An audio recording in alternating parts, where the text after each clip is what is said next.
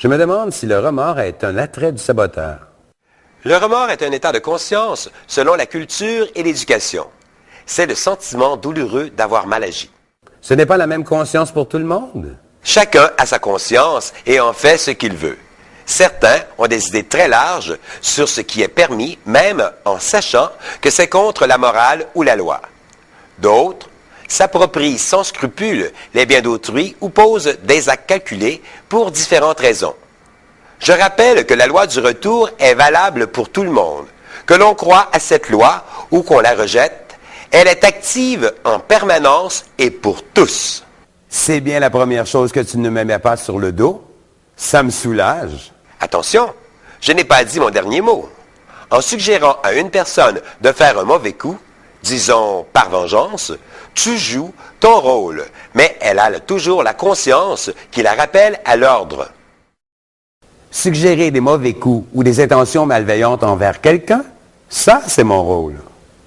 On sait ça. Mais la décision finale revient au sujet de ton implication. Il a toujours le libre choix de ses actes. Et le remords, si ce n'est pas moi? J'ai un compétiteur que je ne connais pas, alors. Le remords est lié à la culpabilité.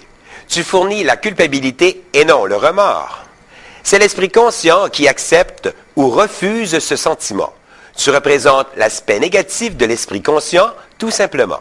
Le saboteur peut-il influencer la conscience? Il est vrai que certaines gens ont l'esprit plutôt large et n'ont aucun remords pour ce qu'ils ont fait, mais nous savons d'instinct ce qui est bien ou mal grâce au libre arbitre. Est-ce que le schéma de pensée et l'esprit conscient sont reliés? La conscience est le sens moral, alors que le schéma de pensée est attribué à l'esprit. Ce qui veut dire que c'est le saboteur qui fait naître le remords chez quelqu'un? Non.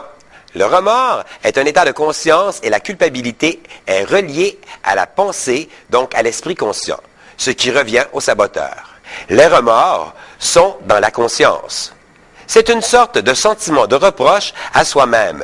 La culpabilité est dans l'esprit conscient et elle est entretenue par le saboteur.